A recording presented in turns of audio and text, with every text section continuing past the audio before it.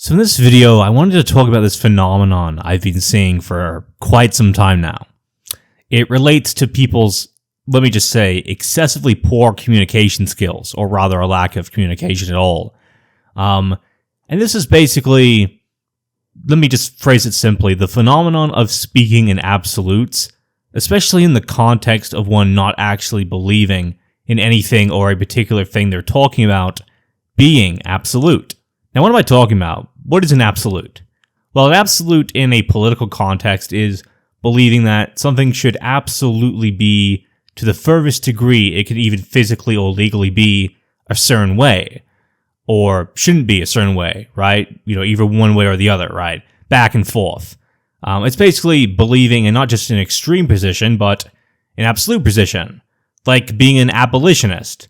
To be an abolitionist for some cause means you want to abolish some phenomenon, law, or practice that happens in human society.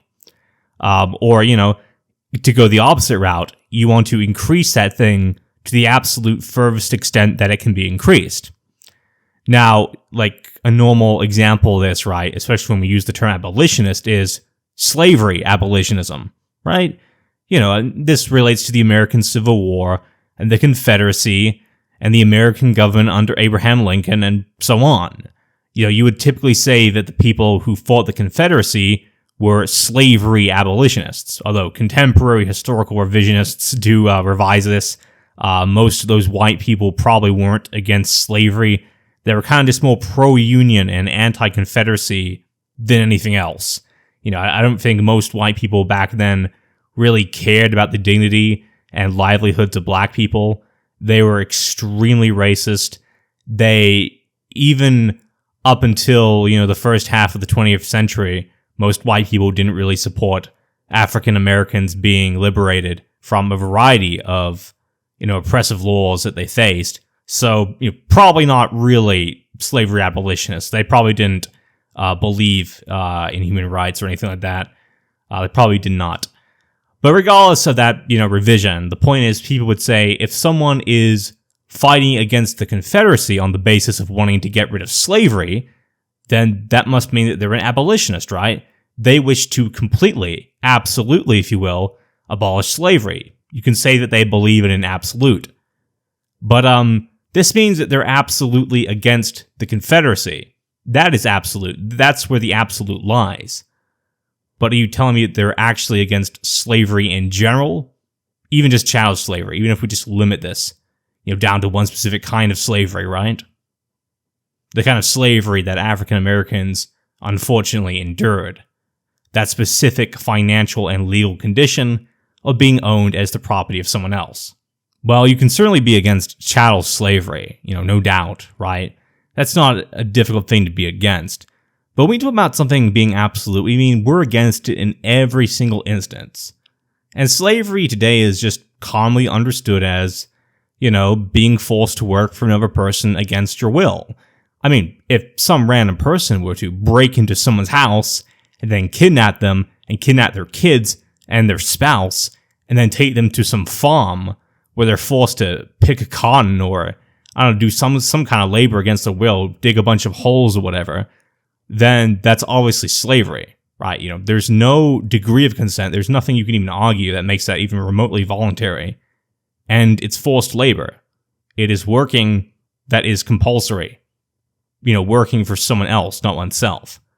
So if we just define slavery as being forced to work for someone else against one's will, you know, those exact 10 words, then if you ask me, am I a slavery abolitionist? For virtually all of my life, in fact, all of my life, minus like a few weeks ago, coming to a new realization about things, I would answer yes. Of course, I'm, you know, about abolishing every form of slavery in the world, in history, every kind of variant that there could be. I've been against capitalism for ages. I've always been against chattel slavery. I've been against, you know, sex slavery, prostitution. I'm against indentured servitude, I'm against like all that kind of stuff. So how could I not be an abolitionist? Well, recently I was actually reading, well, maybe not that recently, maybe a few months ago, but it didn't really click with me, the full implications until recently. But I was reading this article about this man, right? So this African-American man who's talking about his experience in prison, and he's also talking about his experience. This is just my memory of the article, right? I'm not going to read it again now, but he was talking about his service by the U.S. government compelling him to perform community service, right? So, he had to perform a bunch of hours, like tens of hours or hundreds of hours. I'm not exactly sure how much, but, he had to perform community service. And, community service is oftentimes just a pretty normal punishment for a crime. Usually not the most extreme crimes, usually minor to moderate crimes, basically. And so what the state makes you do is, you have to pick up garbage or litter or, rust or whatever kind of debris is on the ground, or you have to do some kind of labor, right? Community service means you're helping out the community doing something, or whether it's like, it could just be mowing a lawn, but it could be kind of anything, right? Like there was debris or there's trash, you got to pick it up. Basically, you have to do some kind of labor, right? These are real jobs, of course, jobs that you can get paid for, by all means. But here, the point is that he's not getting paid to do it, right? He has to do it, or else he's going to go to prison, or just go to prison for much longer, right? So the point is, he's deciding to do this, to take this punishment because it's the lesser of two evils. Because if he doesn't accept the community service and he doesn't perform the labor, then whatever the prison sentence, he knows it's going to be too much. It's not going to be worth it, basically, right? He's not going to take the time in prison just to avoid community service. Now, that does not mean that what he's doing is voluntary. This is just a pick your poison scenario. The two of lesser evils, right? It's like when someone robs you and they hold a gun up to your head. It doesn't mean that when you hand over your wallet and all your money, that was like a voluntary exchange, a voluntary interaction. No, you obviously did not consent. So that's not my gripe here. That's not the issue. He knows it's involuntary. That's obviously the whole reason he's complaining, right? But he's basically making this comparison to slavery.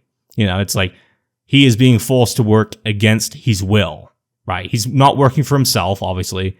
He's working for the government, the community, or like the private business that's pimping him out. But the point is, he's not working for himself. So whoever it is, it's not him.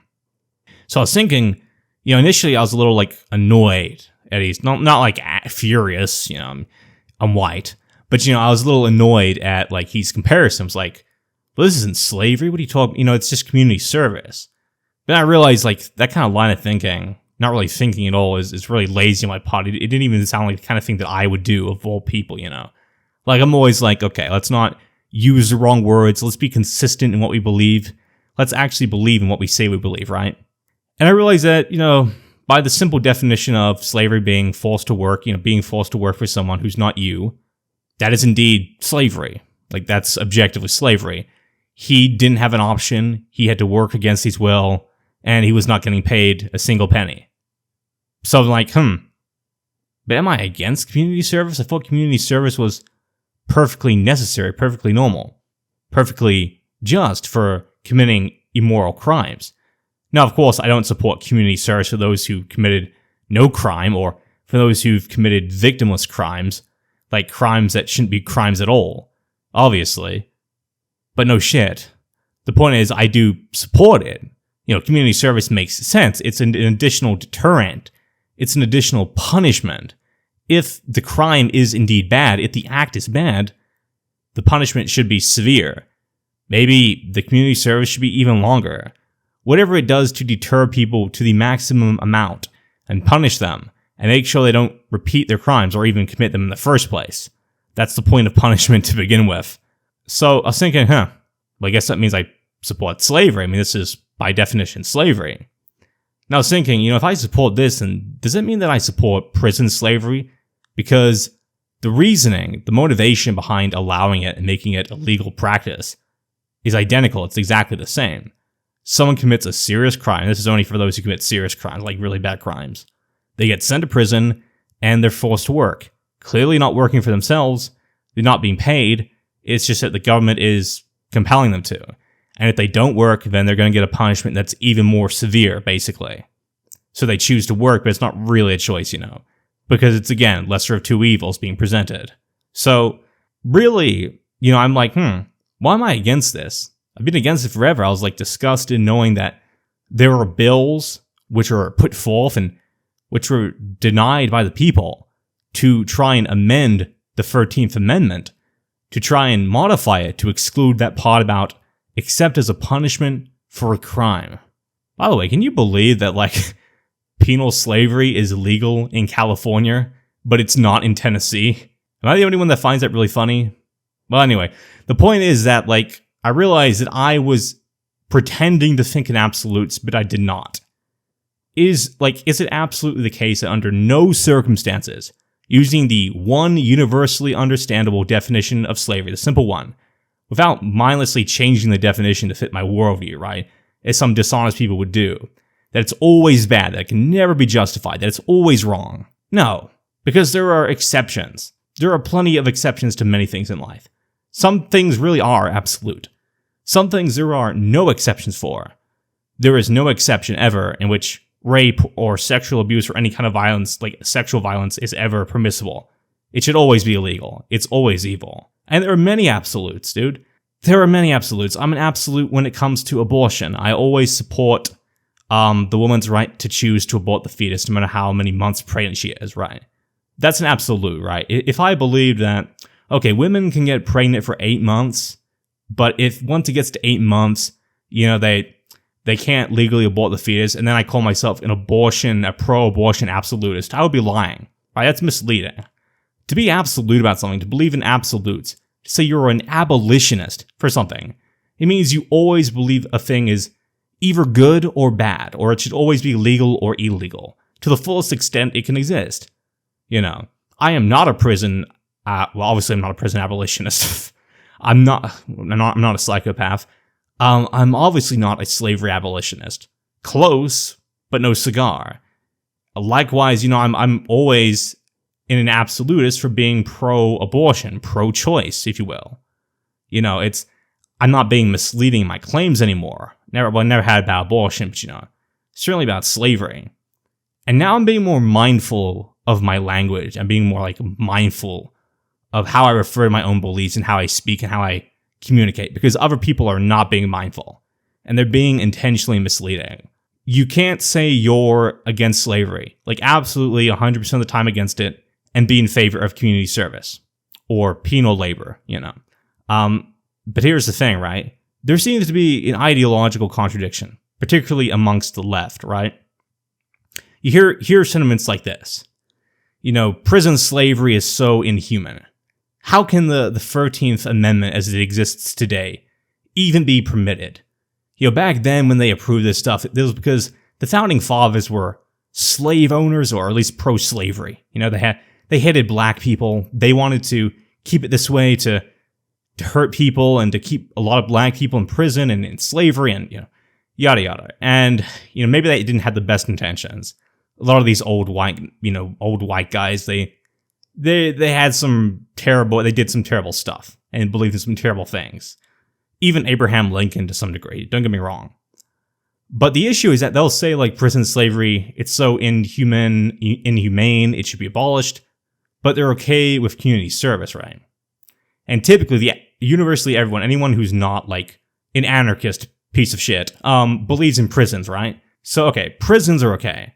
Community service is okay. But community service in prisons is not okay. Now, does that make any degree of sense? Is that not a glaringly obvious contradiction? It obviously is. Somehow the moment the slavery is in prison, it's bad.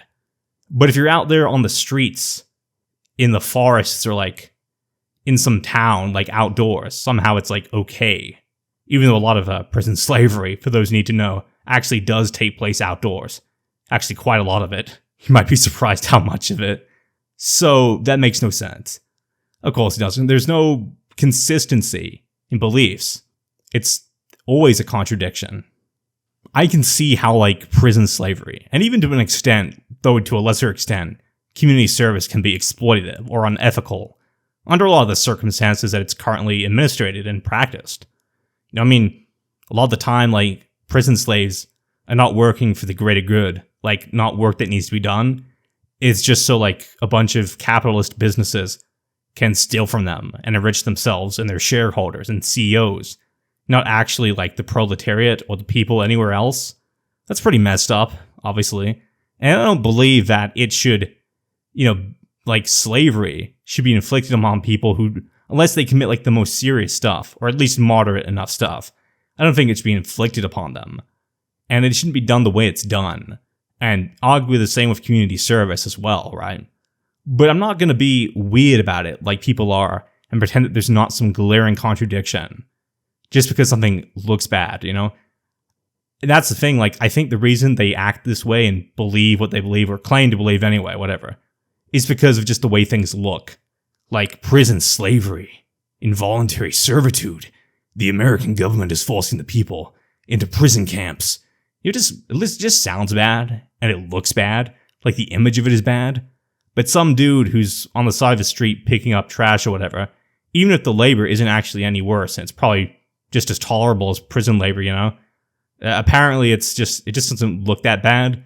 So I guess people are okay with supporting it, like, well, it doesn't, it's not that socially unacceptable to support it, so yeah.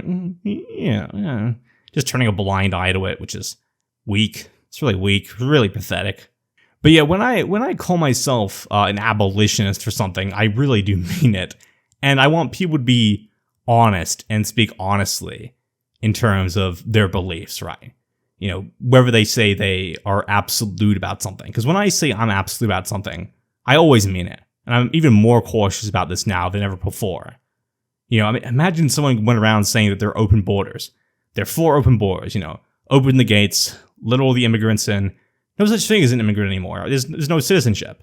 But then they're like, I think only a government can only take in a certain amount of people per year. Like they'll name a high number. By all means, it's a high number, but it's not finite. It's limited. I mean, it's not infinite. The U.S. government can only take in 15 million people per year. Well, dude, that's not abolition of borders, is it? Because the government is still preventing people from, entering into their territory. So the borders are not open, dude. That's not open borders.